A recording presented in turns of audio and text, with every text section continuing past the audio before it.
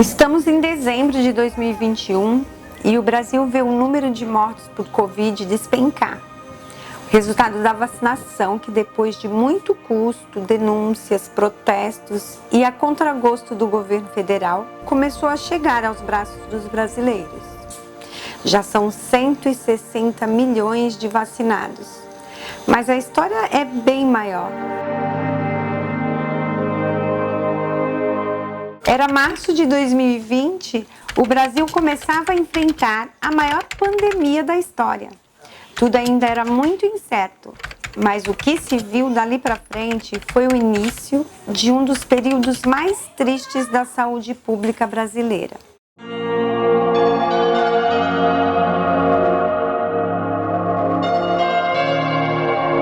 Rede de saúde colapsada, mortos, muitos mortos.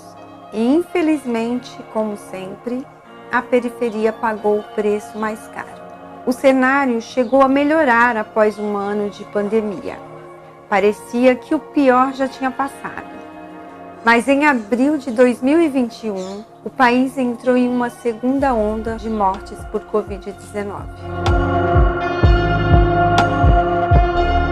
Essa mais letal, atingindo pessoas jovens e chegando ao pico de mais de 4.000 mortes por dia. Em meio ao caos, as periferias do Brasil resistiram como foi possível. E nessa resistência, nós mulheres fomos o pilar principal. E é sobre essas mulheres que sobreviveram e resistiram que eu quero falar um pouco.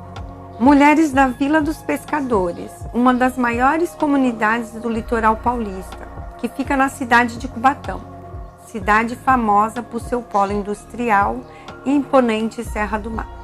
Entre os 9.037 moradores da Vila dos Pescadores, 6 mulheres contaram um pouco da sua história.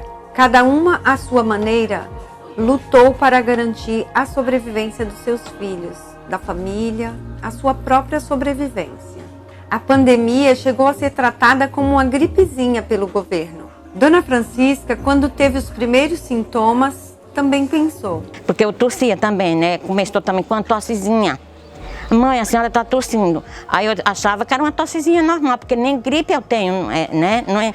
Eu achava que eu não ia pegar, mas se eu pegasse ia ser fraquinha, né? Logo, ela percebeu que não era. E começou a saga pela qual também passaram milhões de brasileiros vítimas do Covid-19 e dependiam do hospital público. Eu comecei a sentir, primeiro, dor de cabeça. Comecei uma tossezinha, isso no sábado. Fiquei 4 dias sem ir procurar médico, né? No 4º dia eu fui. Aí fiz raio-x, aí deu secreção no pulmão. A médica me passou antibiótico, voltei para casa, tomando antibiótico, tomando xarope para tosse. Mas aí no 4º dia começou o cansaço. Aí fiquei muito cansada, voltei na segunda-feira, pela segunda vez, fiz raio-x de novo, tomando os mesmos medicamentos. Voltei para casa de novo. Numa quarta-feira, pela 3ª vez, voltei naquele espontâneozinho aqui em Cubatão, né? Público? Isso, público, Até a enfermeira falou para mim não voltar mais lá, que lá estava muito contaminado, mas eu não tinha outra opção, né? Aí voltei lá. No 3º dia, aí me internaram, fiquei internada. Mas como dizem, pra gente que é pobre, nossa maior força a gente encontra nas mãos do Criador. Mas graças a Deus não foi preciso ir para UTI, mas que é uma sensação muito ruim, dá muito medo de morrer, porque eu fiquei com o pulmão 50% comprometido. É a sensação que a gente só pensa em morte. Na minha cabeça só vinha isso, eu tinha medo. Medo é o sentimento que nos domina quase sempre contra algo que ameaça as nossas vidas e não sabemos como enfrentar. Medo, pavor. E continuamos tendo medo. Medo de morrer, medo de perder a nossa família, de perder quem a gente mais ama. Não foi fácil, nem para mim, nem para ninguém, tenho certeza. Eu achei literalmente que eu ia surtar.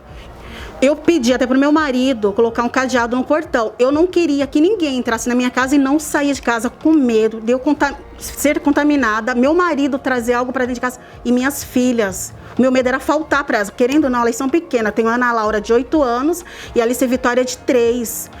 Eu não consigo me imaginar sem as minhas filhas. A pandemia veio para arrasar literalmente muitas famílias, destruída, deslacerada. A pandemia tirou vidas. Tirou nossa liberdade, tirou empregos, mudou a nossa forma de viver. Nessa pandemia foi difícil para mim porque eu perdi o meu emprego por conta de que eu tive que cuidar do meu filho. Eu sou pescadora há 15 anos, aprendi esse ofício com meu esposo e meu sogro. E aí eu engravidei, aí eu tenho um filho e ele tem autismo, ele é Asperger. E assim, foi difícil para mim na pandemia, na questão dos estudos dele, porque é diferenciado, é muito difícil para ele aprender, para ele participar das aulas online. O filho da Natália foi mais um de milhões e milhões de estudantes brasileiros que ficaram sem aulas. De repente, apareceu o ensino remoto, o uso da internet, da tecnologia. A pandemia pegou o sistema educacional de surpresa. A gente não imaginava que seria um tempo tão prolongado.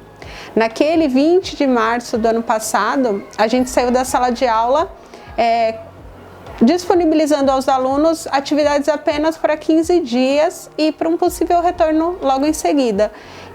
Só que esse período foi prolongando, até que a gente está até hoje com essas aulas remotas pela internet, usando alguns aplicativos, algumas ferramentas que a gente nunca imaginou utilizar na educação, pelo menos na rede municipal e com alunos tão pequenos, né? Mas como aprender se na periferia muita gente nem tem 3 refeições diárias? Mais uma vez, a periferia pagou o preço mais caro da conta. Sem acesso à internet, a aparelhos celulares para todos, ficamos para trás. Eu tenho experiência, de dar aula numa escola que atende alunos da periferia e escola que não atende alunos de periferia. E a gente vê uma realidade totalmente diferente. O ano passado mesmo, os meus alunos, que eram alunos da periferia, eu tinha 6 alunos participando ao longo da semana. E, em contrapartida, na minha outra escola do centro, era uma adesão de 90% da turma. Enquanto a gente enfrentava isso tudo, ainda tinha de conviver com a quase certeza de que pelo menos um conhecido nosso seria levado por esse vírus. Só nos restava agradecer por continuarmos vivos. Teve uma da minha família, minha cunhada, que ela pegou e faleceu. Faleceu? Faleceu. Era nova? Era nova, ela tinha 49 anos. Nossa, deixou filho? Deixou filhos, neto, marido. Foi uma tragédia então, né? Foi. E qual é o sentimento que a senhora tem de impotência de fazer esse momento? Quando a senhora se depara com uma situação dessa? É muito triste, né? Não tem o que fazer, né? Não tem o que fazer. Tem que continuar. A gente temos que agradecer a Deus, que a gente ainda está por aqui ainda, porque qualquer um pode pegar. E muita gente pegou o Covid. Famílias inteiras adoeceram. Nós 3 pegamos. Primeiro meu filho pegou, e aí logo em seguida veio o meu esposo, e por último foi eu que peguei o Covid. E foi muito difícil nessa época, porque a nossa casa é pequena. Se a incerteza de continuarmos existindo foi diária, a certeza de que a gente conseguiria pagar as contas praticamente desapareceu. Difícil, né? Porque as clientelas parou um pouco de comprar, né? Por causa devido ao desemprego. E a gente se vira como pode, né?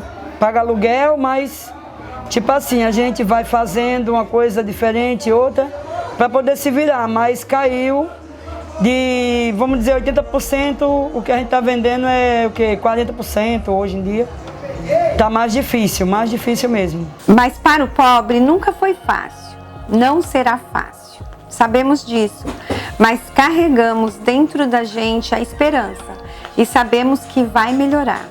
Nunca desistiremos. Tenho sonho de voltar, eu não vendi meu barco está aqui, entendeu? Meu futuro. é onde sai a renda extra para estar ajudando meu esposo, para a gente conseguir construir nossos sonhos, nossa casa que está lá parada, entendeu? Eu espero que essa pandemia acabe logo para a gente poder voltar ao normal, né? A vacina para todo mundo, independente de classe social, gente, independente de profissão, somos todos seres humanos, precisamos da vacina para agora, não para amanhã. Conclusões. Apenas tiro conclusões. Penso muito se ao menos ter mínima precisão. Situação não muda, toda vez um negro morto na rua. Oremos para que mude, triste situação rude. Busca lá o que te pertence, eles querem tirar a qualquer custo o sonho da criança inocente. Somos exóticos, somos diferenciados, nunca seguimos a regra de cada um no seu quadrado. Como dizia BK, eu quero ser maior que essas muralhas que eles construíram ao meu redor. Meu flow tem métrica, muito alinhado como uma régua. Toda vez que pensaram que eu desisti, estarei erguendo meu castelo como uma atriz. Meio-dia e 50 voz pedindo ajuda, pois há muita tormenta. Passa para 51, falei, 51 negros morreram de uma vez. Minha mente sempre além, me preocupo com quem quer meu bem. Diz, posso fazer a qualquer momento. Calma lá, meu filho, eu vou ser o seu pior tormento. Tem muito palhaço para pouco circo, fogo nos assistas, eliminamos a quinta parte do planeta, estamos menos poluídos.